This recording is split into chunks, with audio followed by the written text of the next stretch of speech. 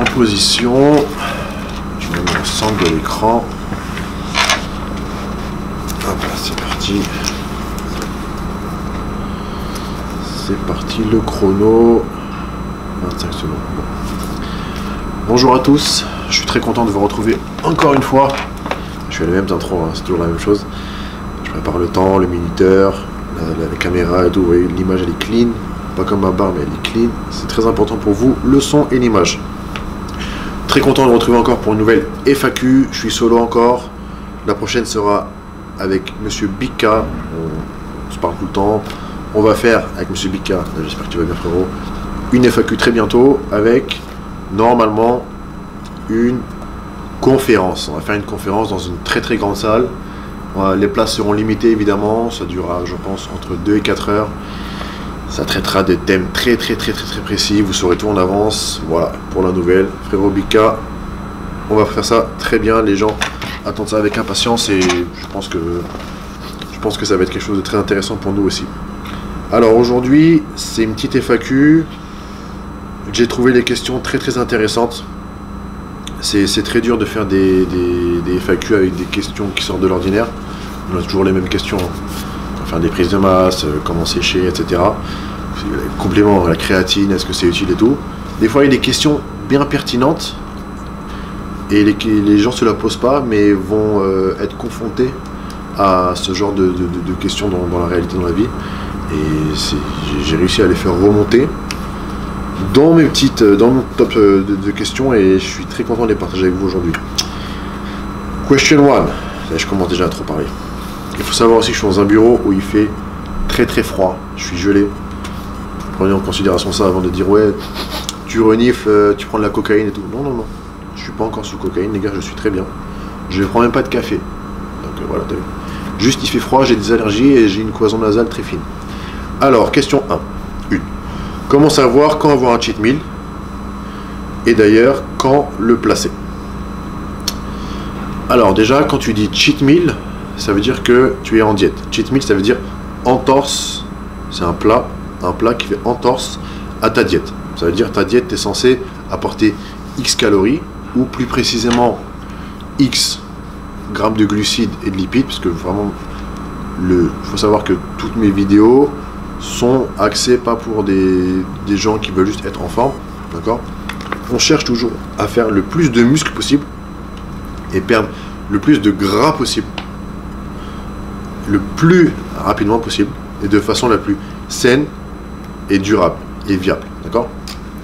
C'est pas juste être en forme, ok? C'est vraiment, c'est le contexte.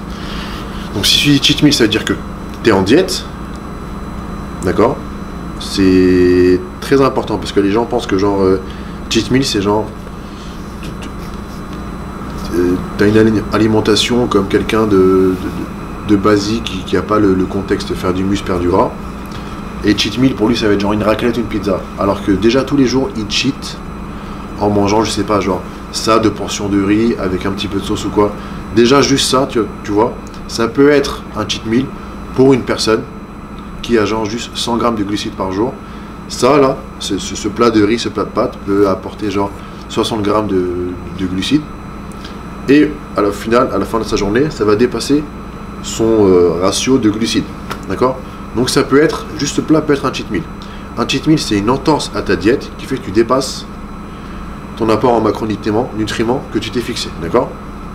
Donc si tu t'es fixé 400 grammes de glucides par jour, et qu'avec ton cheat, 400 grammes de glucides, 100 grammes de lipides, 200 grammes de protéines, avec ton cheat, peu importe, hein, quel qu'il soit, que ce soit un cheat avec des patates douces, sans huile, machin, tout ça, sans sel, ou une pizza, Domino's Pizza, double Domino's Pizza avec pepperoni, machin, si à la fin, tu dépasses ton ratio de macronutriments, plus précisément glucides, lipides, protéines, ou juste, tu réfléchis moins bien, calories, là, ça s'appelle un cheat meal, ok? C'est pas vraiment ce que tu manges, d'accord? Quand le placer, en fait, tu le places déjà quand tu fais une diète, ok? Tu fais une diète, tu le places quand tu commences à voir que ton corps, en fait, il stagne, d'accord? Donc malgré ta diète, tu vois en fait ton corps il stagne et tu te sens fatigué, tu sens ton métabo fatigué, ton corps il est fatigué, ça fait trop longtemps qu'il est comme ça. Tu mets un cheat meal, ça va booster ton métabo, tu tapes hormone leptine sur Google, l'hormone du métabo, ça va le booster un peu, et en fait tu vas voir que normalement quand tu vas taper ton cheat, ton corps il n'est pas habitué, il va répondre. Action-réaction du corps, d'accord? Il va répondre quand tu vas dormir, je pense. Ton cœur va battre un peu fort, je pense. Tu vas avoir un peu chaud. C'est une réaction de ton corps. Il ajuste le surplus calorique que tu lui as donné. Évidemment, c'est pas en un cheat meal que tu vas perdre des semaines, voire des mois de travail. C'est impossible. Sauf si vraiment tu as fait une diète de merde, tu t'es pas assez donné à ça. Un autre sujet. C'est pas en un cheat meal que tu vas tout perdre.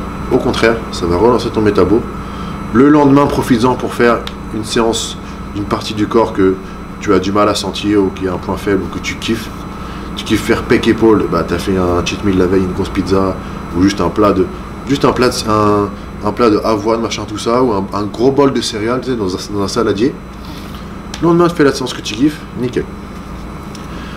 La deuxième question, c'était comment faire en sorte de, plus précisément, de placer des cheat meals fréquemment, souvent, sans altérer ton physique. Et ça, les gars, c'est exactement ce que je fais. Super question. C'est exactement ce que je fais dans mes coachings. C'est une de mes marques de fabrique de coaching et dans mes e-books.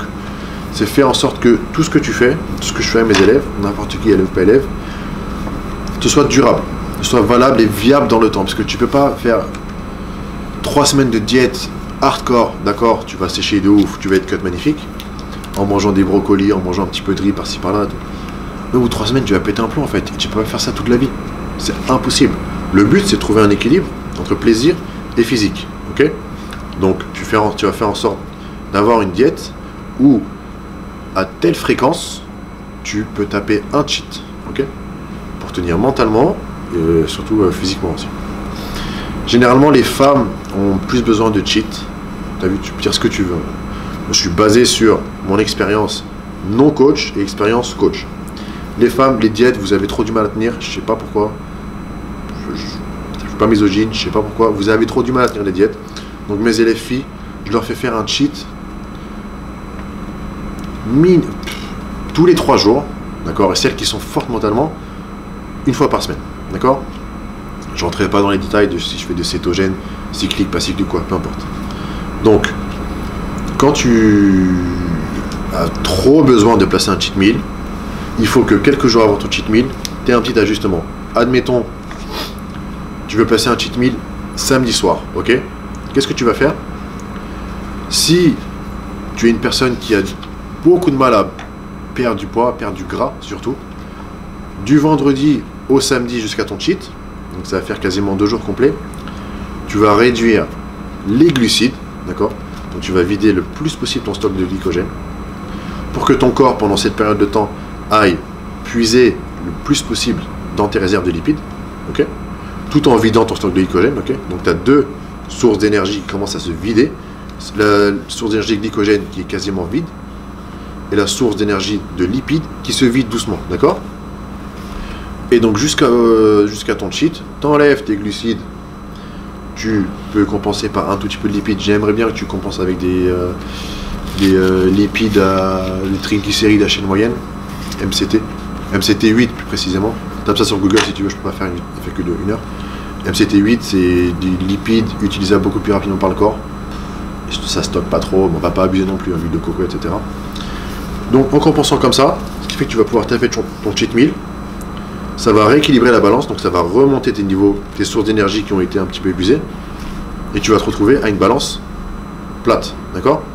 Et ce qui fait que tu peux taper ton cheat tous les 3 jours, tous les 5 jours, une fois par semaine, sans problème. D'accord? Après, si tout dépend de ta capacité, ton corps, à perdre du gras facilement ou non. Si tu perds du gras facilement, tu peux taper un cheat facile tous les 3 jours. Donc tu fais un jour de diète 100%, un jour de diète 100%. Le 3e jour, tu enlèves glucides, tu diminues un peu lipides et tu tapes ton cheat. Nickel. Si tu es une personne qui perd du gras très difficilement, je te conseille de faire une diète parfaite pendant 5 jours. La veille du cheat, le jour du cheat, tu enlèves tes glucides, tu réduis un peu tes lipides et ton cheat, tu te fais plaisir. Ok? Ça, c'est vraiment la méthode la plus simple. Il n'y a pas 1000 secrets pour ça. Je vais pas rentrer dans les détails de tu devrais faire une diète cyclique ou en calories ou un carb cycling, tout ça. C'est pas, tu vois, tout simplement diète propre. Tu réduis la veille ou le jour en fonction de qui tu es et tu fais ton cheat et tu recommences, etc. Et c'est comme ça que tu vas tenir sur la durée. C'était un petit peu long, mais je pense très efficace. C'est ce que je fais à mes élèves. Tous mes élèves, premier truc, c'est t'inquiète pas, soit tu vas pas avoir de cheat pendant 2 semaines parce que ton corps a besoin d'un reset. T'as trop merdé pendant trop de temps. Je suis désolé, mon frère, je peux pas te donner de cheat pendant je sais pas combien de temps, sinon ça va faire. Tu vas faire 12 pas en avant, 13 pas en arrière pour un cheat. D'accord? Des fois, ton corps a besoin de 2-3 semaines sans cheat, voire plus. Ou sinon, genre, non, ok, tac, tac. Dans 3 jours, tu peux faire un cheat. Ah bon? Ouais, bah oui. Deuxième question. Question très pertinente. Il y a 2 poids 2 mesures d'ailleurs pour cette question. Qu'est-ce qu'il faut analyser lors d'un bilan sanguin? Bon, si t'es nati, t'es pas nati, c'est pas trop pareil. Moi, je prends le cas des natis. T'as vu, les pas natis, vous savez très bien ce qu'il faut faire. Les natis, tu vas checker d'abord ton niveau de testostérone pour savoir en quelle tranche moyenne tu te situes, basse, faible ou haute. J'ai des élèves qui, au bout d'un certain temps de coaching, on a très peu. Hein. Je touche du bois, ils progressent tous avec moi. Vous êtes très forts, les gars, je kiffe. C'est grâce à vous. Il y en a, je fais une diète de ouf, entraînement de ouf, tout est calibré. On arrive, 4 semaines, ça bouge pas trop. 8 semaines, ça bouge pas trop. Il y a un truc qui va pas. S'il te plaît, frérot, va faire des analyses, va analyser ta testo, ton cortisol, ta glycémie, à jeun le matin. Évidemment, à côté, tu analyses les enzymes hépatiques, foie, cholestérol, très important, les autres conneries, tu vois. Créatine kinase, etc. Bref. Donc le gars, il revient, évidemment, inévitable. La cortisol assez élevée, bon, c'est moins grave qu'une testostérone pas élevée et le testostérone vraiment très faible. Donc le gars, évidemment, il part sous testostérone thérapie. T'as vu? C'est très important des fois, en fait, quand tu vois que tu fais tout bien, tu progresses pas, bah fais un bilan, en fait, ça se trouve tu vas pas bien. Et en plus, on arrive en 2020, toutes les conneries, vous savez très bien dans la bouffe et tout, c'est de plus en plus fréquent pour avoir des problèmes d'hormones. Thyroïde un peu moins, mais la testo de plus en plus. J'ai pas mal d'élèves qui ont beaucoup de cortisol élevé à jeun. Il y en a qui se tapent dans les 20 nanomoles par millilitres, c'est énorme. Alors qu'il devrait être à 3, 4, 5. Donc ouais, en fait, si dès que tu te lèves, tu as ton cortisol qui est à 20, tu as un souci, donc il faut le baisser. C'est très important de faire des bilans sanguins. Après, quand tu es en non-nati, évidemment, si tu prends des trucs oraux qui vont flinguer ton foie, la vérité, c'est même pas la peine d'analyser ton foie, parce que tu sais déjà, tu prends les trucs qui niquent ton foie. Donc tu vas te retrouver avec danger foie. Ah, super. Par contre, fais ton analyse post-cure. Donc après, tu as pris tes protections pour ton foie, etc. Tu as fait ta relance de testostérone, peu importe. Là, tu attends un petit peu, tu fais ton analyse. Après, bien fait ta relance, bien t'être soigné. Tu regardes, fais ton bilan, ton foie. Ah, les enzymes hépatiques sont toujours élevées. Il y a un souci, on va continuer. Ta testo n'est pas assez relancée. Continue la relance, etc. Il n'y a jamais à l'aveugle, les gars, c'est la santé. Et bien sûr aussi, si tu analyses ton taux de cholestérol quand tu es en cure, c'est très inutile. Petit pic à Schwarzenegger dans The Game Changers, je vais y revenir. Question 3. C'est la seule personne sur Terre qui m'a posé cette question. Et c'est un truc que j'ai étudié moi-même en 2011, je crois. C'est très intéressant. Les mimétiques de l'insuline sont-ils efficaces? Alors, qu'est-ce qu'un mimétique de l'insuline? Tu as plusieurs compléments alimentaires qui vont imiter un petit peu les effets de l'insuline. L'insuline, c'est l'hormone, les gars, la plus anabolisante, si bien utilisée. C'est aussi l'hormone un petit peu la plus diabolique, mal utilisée, évidemment. Si tu manges ton sucre, n'importe quoi, sucre, glucide, n'importe quoi. Que tu prennes ton avoine bio à je sais pas combien Naturalia ou ton sucre de table, c'est la même chose si tu l'utilises mal, d'accord? Si tu utilises mal, tout le temps, du matin au soir, t'envoies avoine, sucre de table, c'est la même chose. Tu vas grossir. tes récepteurs d'insuline, ta vie, ils vont saturer, tu auras toujours des pics d'insuline, tu vas toujours remplir tes stocks de glycogène partout, jusqu'à ton foie, jusqu'à ton cerveau. En fait, tu vas stocker, ça se transforme en gras, ça déborde. Tu prends un verre d'eau, tu le remplis, c'est plein, l'eau déborde. C'est ça, c'est au niveau d'énergie, c'est les glucides. C'est rien. Donc c'est pour ça que... Et si c'est bien utilisé, tu vois, genre là, l'insuline, c'est très très efficace, c'est bien utilisé. C'est une hormone de transport, d'accord? Une hormone de transport, ça va transporter tous les nutriments nécessaires aux muscles qui sont travaillés. Donc tu vas travailler les pecs, les épaules pendant l'entraînement. Si ton insuline est bien élevée pendant l'entraînement, d'où l'utilité d'avoir un pic d'insuline dès le début de l'entraînement et tout au long de l'entraînement. Ça sert à rien d'avoir un pic d'insuline pendant 20 minutes, après tu craches, et tu vas cracher, ton cortisol il va être élevé, cortisol élevé, dégradation musculaire, etc. Si ton pic d'insuline est élevé pendant tout l'entraînement, d'où l'importance de la nutrition et du timing de la nutrition d'entraînement autour de l'entraînement, là c'est win-win, ok? Donc l'insuline va amener tous les nutriments nécessaires, aussi bien pour nourrir le muscle que pour nettoyer un petit peu, détoxifier le muscle, vous savez, l'acide lactique, etc. C'est super important. Si tu n'as pas d'insuline pour l'entraînement, c'est un peu compliqué. Donc un mimétique de l'insuline, c'est un complément alimentaire. Tu peux le retrouver aussi dans les aliments naturels, mais bon, il faut dire taper je sais pas combien de, tu vois. Complément alimentaire qui va mimer les actions de l'insuline, d'accord? À savoir transport des nutriments, tout simplement, meilleure absorption des glucides, etc., etc. Tu en as plusieurs. Les plus connus, c'est l'acide alpha-lipoïque, sous la forme R acide alpha-lipoïque. C'est vraiment la plus connue, la plus stable, la plus assimilable. Tu as Gymnema sylvestre, tu as extrait de cannelle, c'est très bien. Tu as les feuilles de banaba, tu as j'ai plus trop en tête. Tu as du chromium picolinate qui est un petit peu toxique, ce truc. Tu as du vanadium sulfate qui est un petit peu toxique aussi.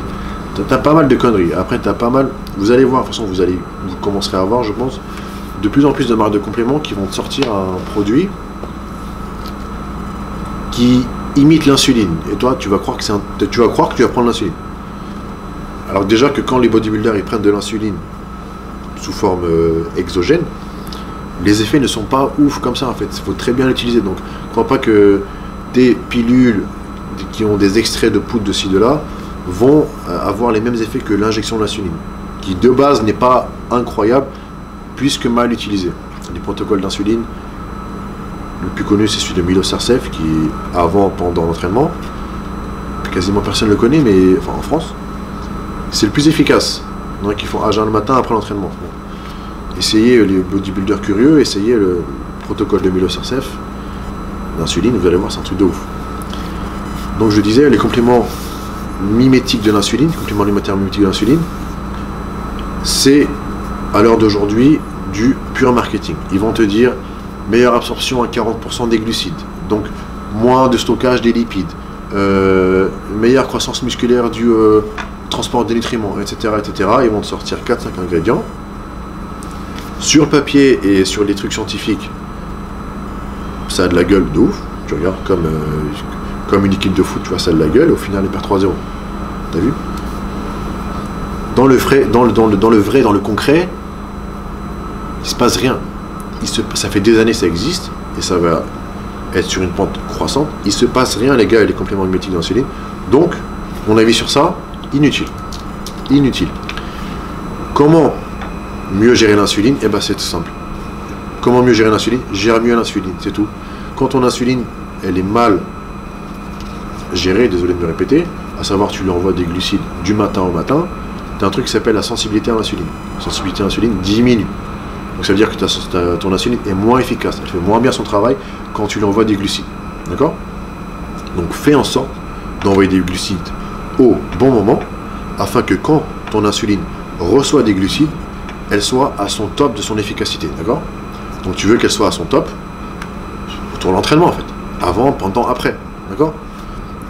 quasiment mes 2 e-books, d'ailleurs mon deuxième qui est sorti il y a une semaine, big up à moi-même, j'ai travaillé dur pour ça, je fais une petite pub. J'axe beaucoup l'importance les résultats sur le timing de la nutrition, d'accord? Moi j'ai une pyramide de la nutrition, les quinries là, Eric Helms, machin, tout ça, ils mettent le timing dans une catégorie comme si c'était pas important. Ils mettent le timing pas du tout en accord ou avant les macronutriments et les calories. Moi je suis pas d'accord en fait, je suis pas d'accord. Le timing des nutriments, le timing des glucides surtout, c'est la base. Évidemment tu as tes calories c'est énergie, oui, c'est simple. Mais timing des nutriments c'est la base en fait. Qui dit timing des nutriments, timing des glucides, dit insuline. Insuline c'est hormone, tu vois, tout est hormonal, c'est super important. Bref, je m'égare, mais les gars, jouez avec votre insuline de façon bien, votre corps vous le rendra bien. Jouez mal, vous ressemblerez à rien du tout. En plus d'avoir des coups de fatigue. Question 4, je check le temps les gars. Wow, ça fait déjà 20 minutes, je suis... Putain. Ok. Est-ce que pour toi, un athlète d'un autre sport pourrait être bodybuilder? Déjà, tu demandes mon avis à moi, alors que je suis personne. Mais je vais te répondre quand même. Ouais, Anthony Joshua. Pas parce que je le kiffe. Mais ce gars, bon, ça se voit en fait. C'est un sportif de haut niveau, on s'en fout. Déjà, tu arrives à voir le gars quand il est en cure, pas en cure. Quand il est pas en cure, il ressemble à pas grand chose. Quand il est en cure, les gars, c'est une armoire Louis XIV. Il est magnifique. Il est pas en V parce qu'il s'en bat les couilles, il va pas taffer le dos. Comme... Mais il stocke main de ouf. Hein. Tu regardes ça, une de ses dernières photos Instagram, là, c'est un des seuls que je follow. Il a une cuisse. Sa cuisse, elle est striée comme un bodybuilder. C'est un truc de ouf. Il est balèze. Anthony Joshua. Voilà. Quand et comment commencer une prise de masse? Ah, excellente question, monsieur. Tu veux me faire sourire. Il faut voir cette question, il faut la prendre côté inverse. Pour commencer une prise de masse, il faut réussir à gérer une sèche.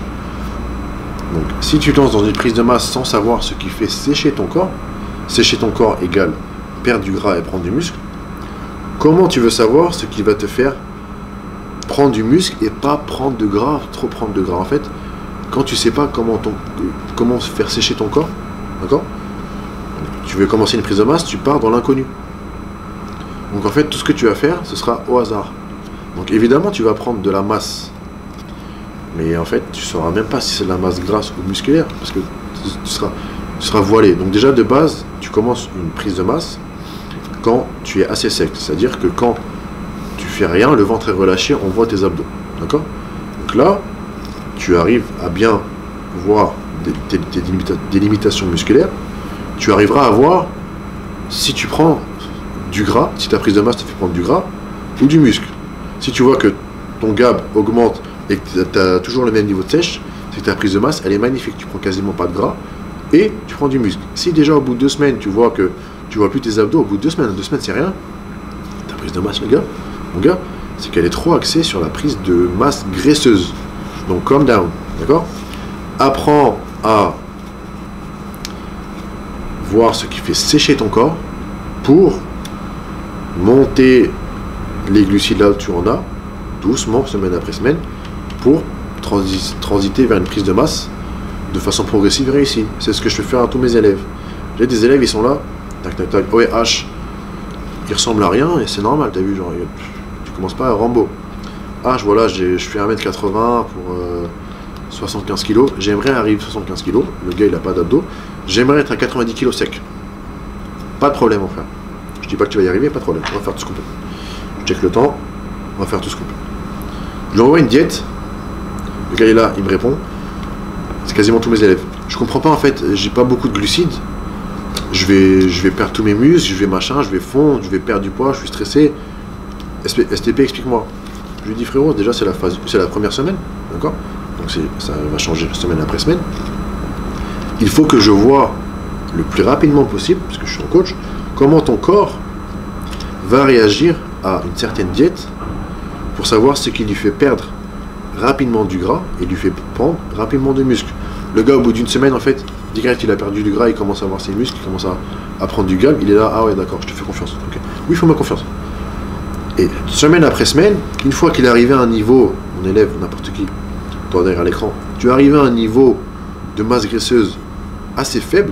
Donc je t'ai dit, au repos, on voit tes abdos, on arrive à voir les V des épaules et tout.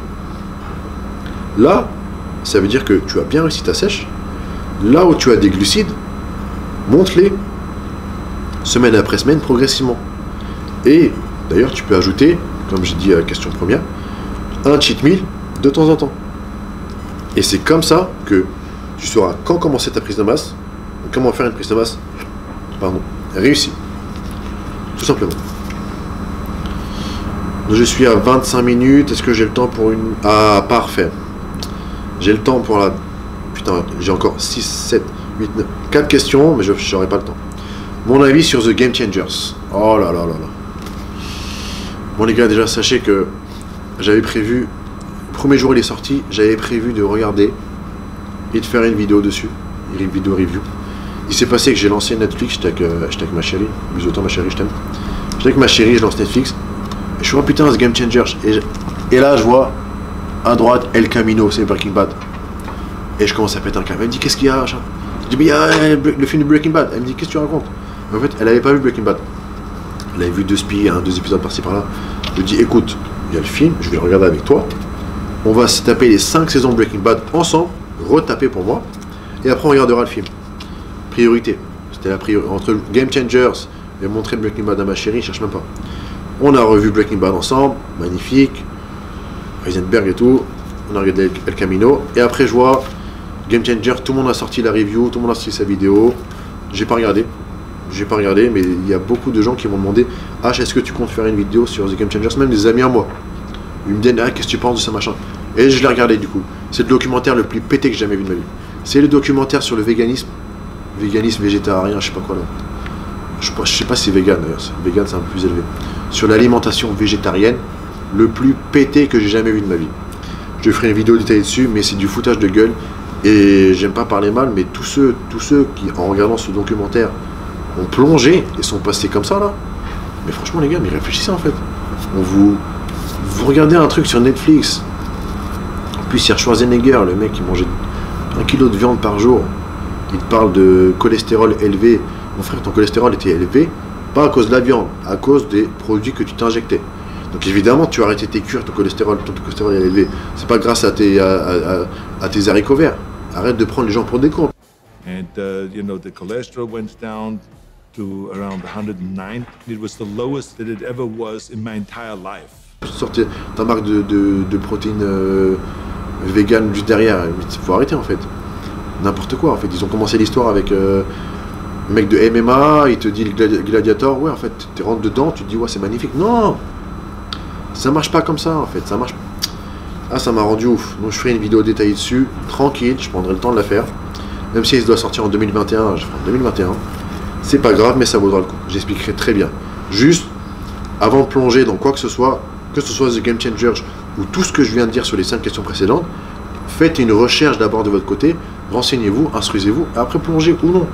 Mais plongez pas sur un documentaire pété, les gars, c'est du cinéma en fait.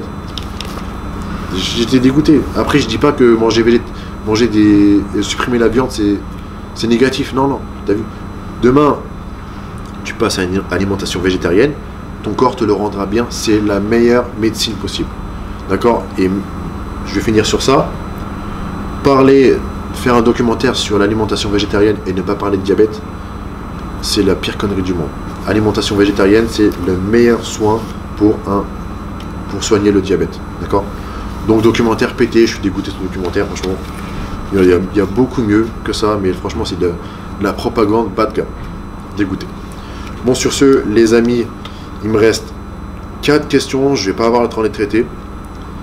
Je vous dis à très bientôt, laissez en commentaire vos questions sur les prochaines FAQ. Prenez soin de vous, n'oubliez pas, c'est la muscu, pas que la muscu. Peace.